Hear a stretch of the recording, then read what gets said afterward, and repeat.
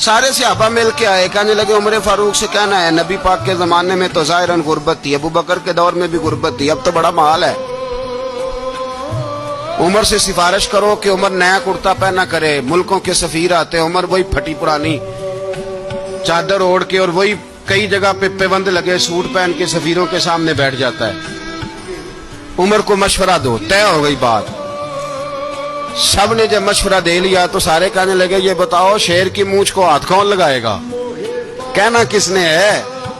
بندہ بھی تو ڈھونڈو نا۔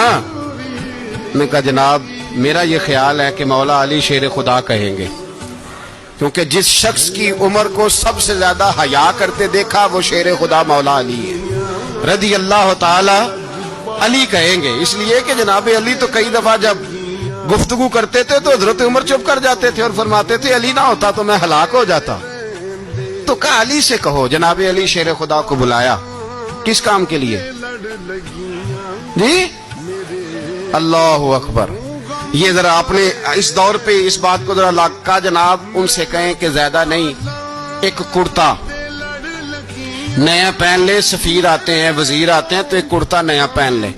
حضرت علی کو بلایا، فرمانے لگے کوئی اور بات ہوتی تو میں کہہ دیتا، یہ والی میں نہیں کہہ سکتا، کوئی اور ہوتی تو میں عمر کو کئی دفعہ کہہ دیتا ہوں، جلال میں بھی تو سن، یہ والی میں نہیں کہہ سکتا، میں تمہیں ایک مشورہ دیتا ہوں۔ کہ وہ کیا؟ کہنے لگے سید عائشہ صدیقہ سے کہو، وہ مومنوں کی ماں ہیں، عمر ٹالے گا نہیں۔ اماں جی سے جا کے کہا اماں جی نیا کرتا عمر سے کہیں پہن لیں، وزیر آتے ہیں بڑے بڑے لوگ تو چلو کوئی عرض نہیں۔ اماں جی نے کہا اچھا کوئی بات نہیں میں بلا لیتی ہوں۔ جناب عائشہ نے پیغام بھیجا، جب خادم نے کہا نا مصطفیٰ کے گھر سے پیغام آیا ہے تو 20 لوگ بیٹھے تھے، عمر کانپتے ہوئے اٹھے، کانپتے دوڑے۔ حضرت عائشہ پردے میں تھی تو فرماتی ہیں عمر اتحیات کی حالت میں بیٹھ گئے۔ کہا اماں جی دیر تو نہیں ہو گئی مجھے آنے میں؟ کہا نہیں ٹائم پہ آ گئے ہو، کس لیے بلایا تھا؟ کہا عمر دیکھو غربت کے معاملات اور ہوتے ہیں، جب اللہ آسانی دے تو کوئی چیز استعمال کرنا حرام نہیں ہوتی، اگر حرام ہے تو بتاؤ۔ کہا نہیں اماں جی حلال ہی ہے۔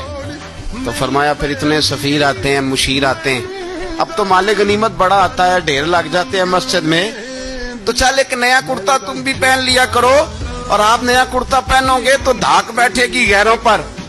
تو صحابہ کا مشورہ ہے کہ آپ نیا لباس پہنے۔ اماں جی کہتی ہے میں نے حکم دیا تو عمر چپ کر گئے، گردن جھک گئی۔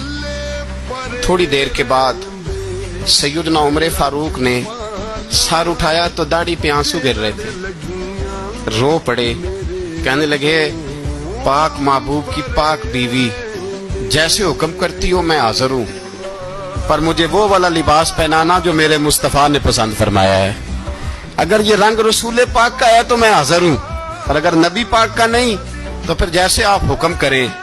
جناب عائشہ کہتے ہیں عمر روئے تو میں زیادہ روئی، میرا پلو بھیگ گیا آنسوؤں سے۔ میں نے کہا عمر آپ جائیے۔ عمر یوں نکلے تو جو صحابہ کھڑے تھے وہ کونے میں تھے، سارے آ گئے۔